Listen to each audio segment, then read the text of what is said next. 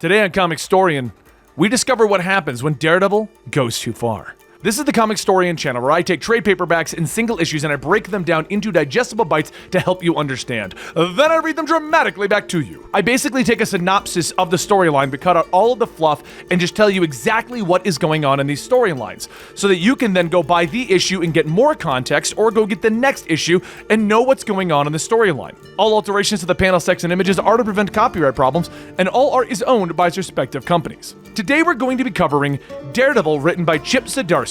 We're going to cover issues 1 through 3 just to see how you guys like this storyline and the setup for it. It's a 37-issue storyline, so there's no way I could do it in one sitting. The only thing you guys really need to know to get into this issue is that Daredevil has been kind of missing for a little while because he was injured, so he's kind of getting back into being Daredevil, and that's it. Outside of that, we're going to be setting this up. Also, if you watched our Devil's Reign video, this is all happening right before it. It sets everything up for Devil's Reign, why Kingpin is against the Vigilantes. All right, here we go. Mayor Kingpin, Daredevil coming back to work, and Daredevil by Chip Zdarsky, issues 1 through 3. A woman sits at the bar, sipping her drink. Seat taken? Matt asks as he sits down, and they talk briefly about the party in the club. They talk about everyone celebrating getting out of going to prison, about how the only witness seems to have taken a bullet. Shocking. Would you mind telling me what time it is? Matt tells her, and she looks at him in surprise, asking if he's blind. Her eyes then widen as she starts to apologize when she realizes that he is in fact blind, but he waves her off. It's okay. I make it hard for people to notice. He reaches into his pocket, pulling out some pain meds to wash down with his whiskey, and the woman smiles at him, asking if she can have one. But he shakes his head, looking at her. Sorry, that would be illegal. They both go late into the night, with the beautiful woman apologizing as she quickly gets up and gets dressed, making an excuse about how she needs to get to work early. If you give me your number, I'll probably text or call you? Looking at Matt as he simply stares at the window, seeing but not seeing. You don't want to get mixed up with the likes of me, he promises her, but she just gets up and smiles at him, telling him that she really likes him. That she likes the fact that she doesn't have to worry about if she's pretty enough. That she managed to pick him up with her charm alone. The next day, the NYPD are picking up a perp who's robbing a store. The ambulance carts him off, and with the man heavily bandaged, one of the rookies walks over with the perp's statement, pointing out that the man was stating that Daredevil is the one who beat him up. The detective in charge just waves her off, though, telling her that it would be smart for her to pretend that she didn't hear that. Nobody catches these guys. You just have to learn to live with it. I don't care that the mystery of the man's broken leg will go unsolved, the detective says, but he stops talking as he looks up to see a new detective arriving. The man is massive as he stalks forward. Do we know who did this? He asks the rookie grimly, and she stammers that the victim didn't have a visual. So the detective stalks past her, walking to the ambulance, pounding on the side of it to get the man's attention. Who did this to you? Daredevil! The perp shouts, and the detective moves back to the officers as he informs the officers that they need to report that Daredevil did this. Taylor looks back, shouting at him, demanding to know who is he. Detective Cole North. I was just transferred from Chicago, but I know you, Detective Taylor. 18 years with no major busts. But you like vacations, Cole says, glaring at him, and Taylor glares back for a moment but finally decides to back down. Afterwards, Officer Deacon tries to apologize, but Cole waves her off, telling her that they can't ignore what a vigilante did. That he didn't do this because he had to, he didn't do it because he needed to. It's because he liked to beat the man up. Later that night, Matt slides out of bed. He should still be healing from his accident, but he feels trapped inside of his apartment. So he heads out into the night, moving across the city as Daredevil. He can feel it in the kitchen. The criminals have gotten used to the devil being gone. But he keeps moving. He doesn't try to hide. He wants to be seen. He wants them to know that the Daredevil is back. He wants them to tell others. He leaps onto another building, almost slipping on the ledge. He still isn't fully healed. He should be taking it easy, but he pauses because he can hear it. He can feel it. A robbery 3 blocks away. He ignores his body and he begins to move. The devil has slipped their mind. These guys are robbing a liquor store, and one of the guys hisses at his friend to hurry up. Just grab a few more bottles to celebrate, man, the guy says as he grabs stuff off the top shelf, and they head outside looking to make sure the coast is clear. But then they both stop, taking sharp breaths as they look up to see Daredevil leaping down towards them. I'm not gonna lie, I've missed this. Matt thinks to himself, and he hits the first with a kick, but as he twists to attack the second, he can sense it. The gunfire from their getaway van hits the store window as Daredevil pushes the second guy out of the way.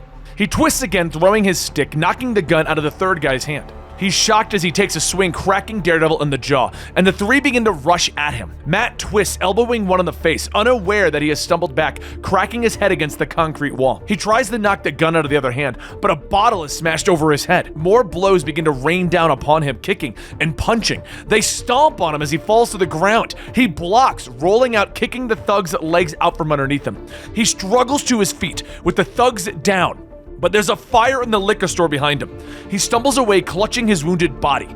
He should fight the fire, but he can hear the sirens quickly approaching. He knows that Mayor Fisk has ordered the police to arrest vigilantes on sight. He can't stay. He leaps away as the cops arrive, the building already blazing.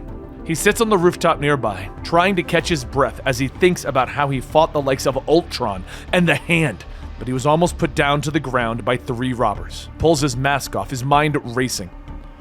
Elsewhere in the city, Mayor Fisk clicks on the news, his face breaking into a smile as he hears the reports of the fire. He hears how the robbers had an altercation with the vigilante known as Daredevil, about how 2 of the robbers had been apprehended, but the third, Leo Carrero, he died from head trauma, the reporter states, making Fisk smile broader, because Daredevil just murdered a man. At his home, Matt sleeps, his body wounded. His sheets were stained with blood, unaware that his world has just changed. It doesn't take him long to hear the news. It happened fast. The cops worked the crime scene, and then the robbers arrived at the hospital, and that's when he was declared dead 30 minutes later. It was ruled as a homicide, and Daredevil was declared a murderer. Foggy works quickly, trying to get a hold of Matt to try and get ahead of the problem. Matt, it's me again. I know you're avoiding me, he begins to state when the phone goes straight to voicemail, but Matt speaks to him from the shadows.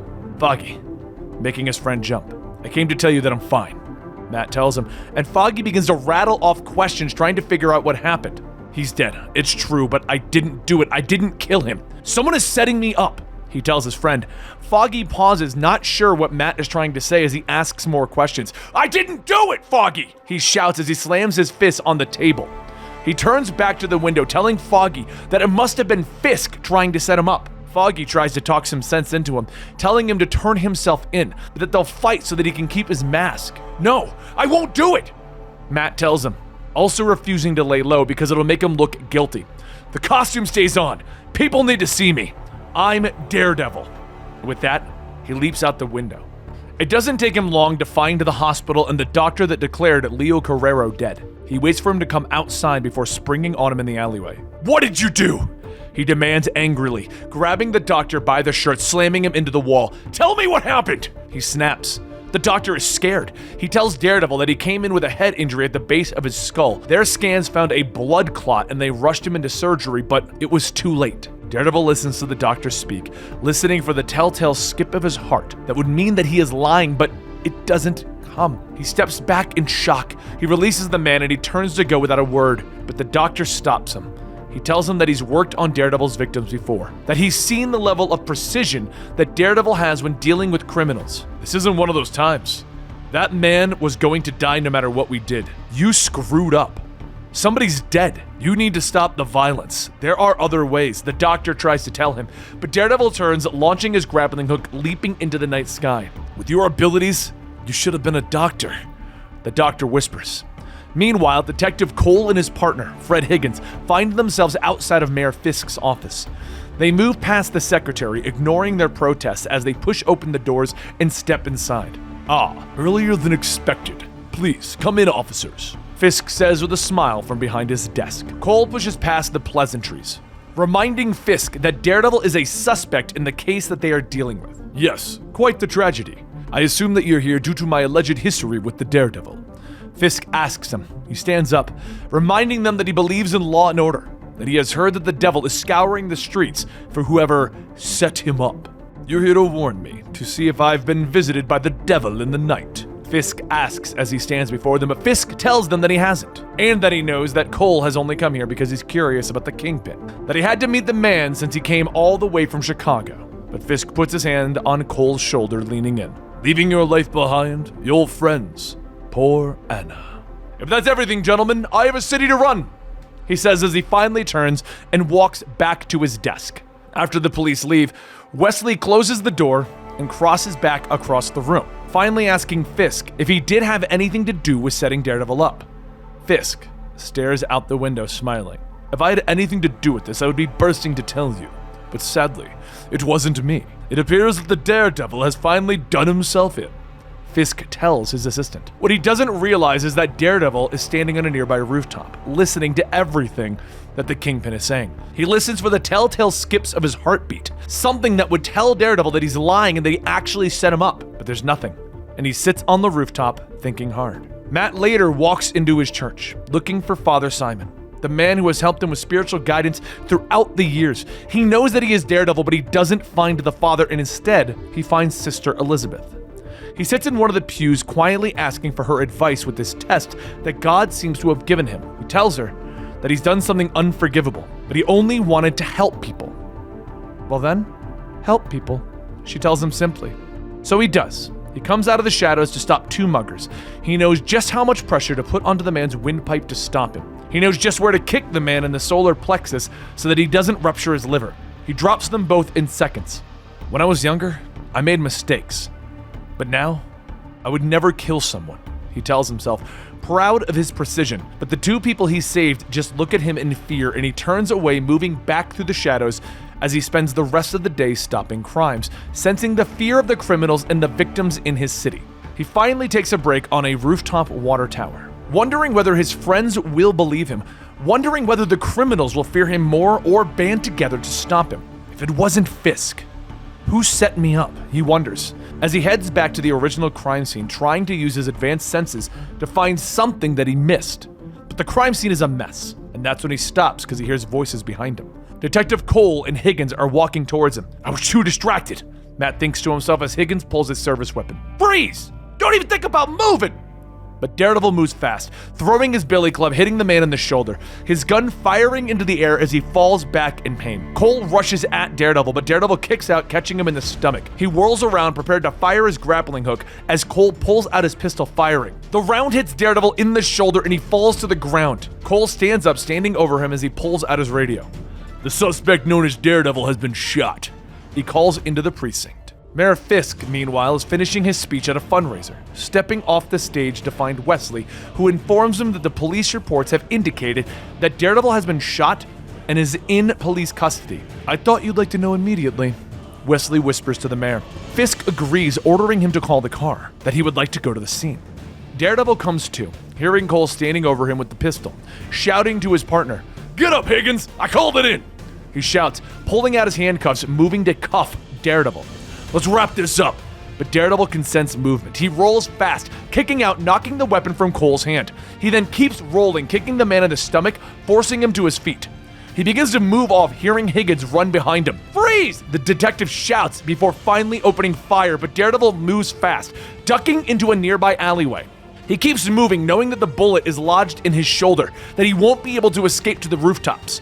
So he continues to run through the alleyway, blood oozing out of his wound. He has no choice as he heads into the thrift clothing store. "Damn it, I hate it when Foggy's right," he thinks to himself, and Cole finally gets to his feet, quickly following after Daredevil, ignoring his partner's calls. He moves through the alleyway, finding his way out into the street, and he looks through the crowd of people, his eyes finally stopping on a red-haired man with bright red boots.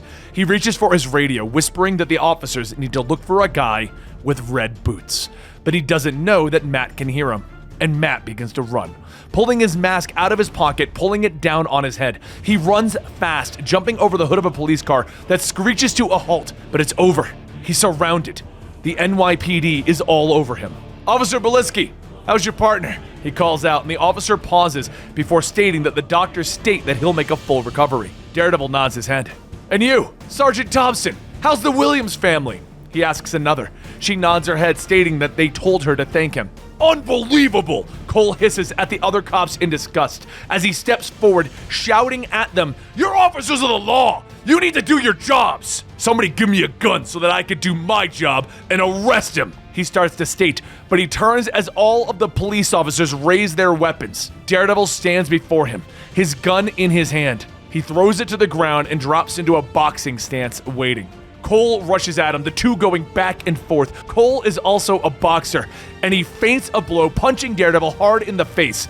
A couple of body blows leave Daredevil stunned, and Cole rushes into him, slamming into him hard, throwing him into the hood of a police car. He punches him again and again, his fist slamming into his face. He finally rolls Daredevil over, putting on the handcuffs. "Do me a favor, stay down," he hisses at him. Daredevil can sense them all. Everyone is around him. They're all watching him lose. Everyone is seeing the fool in the costume who's now under arrest for the murder of a man. Cole drags him to his feet, reading him his rights, and he reaches for his mask, beginning to pull it off. But one of the officers stops him. "I don't know who the hell you are, but you are definitely not from New York. This man has done good for this city, for other cops. He's a policeman as far as I'm concerned, and we look out for our own. I know you gotta take him in, I get that, he broke the law, but we don't perp walk cops." The officer tells him, ignoring how big, angry, and scary Cole is. The other officers lead Daredevil to the police cruiser, broken, and defeat him. "Let him keep the mask on until we get to the station," the officer tells Cole. He sighs, shaking his head. "Fine, I don't care. You New York boys need to get your heads checked." Inside of the cruiser, Matt hangs his head in shame. He's done. He's defeated. He's through. But that's when the heavy rounds begin to rip through the police barricade. The cops moving fast, drawing their guns, trying to get to cover. Daredevil looks out the window, trying to figure out what is happening. Who is shooting up the NYPD? Smoke grenades drop from the rooftop, surrounding the cruiser that Daredevil is kept in. Cole glances from behind his cover, finally aware of what's going on. "It's a breakout!" he shouts as he dashes across the area. That's when he finds Daredevil trying to crawl away, blood oozing from his wounds. He grabs the vigilante, rolling him over. "You set us up! Who's attacking us?" Cole demands, but Daredevil shakes his head. "Don't!" he says weakly, a large arm circling around Cole's throat, beginning to choke him out. He drops to the ground unconscious, and Daredevil falls, blacking out. He finally comes to, strapped to a gurney. "Congrats, you'll live," a familiar voice tells him. "But even better than that, you've seen the light. You've seen it my way," Frank Castle, the Punisher, says as he steps forward. And there you have it, the first part of Chip Zdarsky's Daredevil. Now, if you guys want this series to continue, give it a like and leave me any comment down below. Say anything you want about DC, Marvel, or anything. Get this video into the algorithm so that we know that you guys want this series, because this is a 37-issue series. This series will be here for a couple of months right here at Comicstorian if you guys give it likes and give it comments down below. And don't forget to subscribe and turn on that notification bell so you can see when the next episode drops.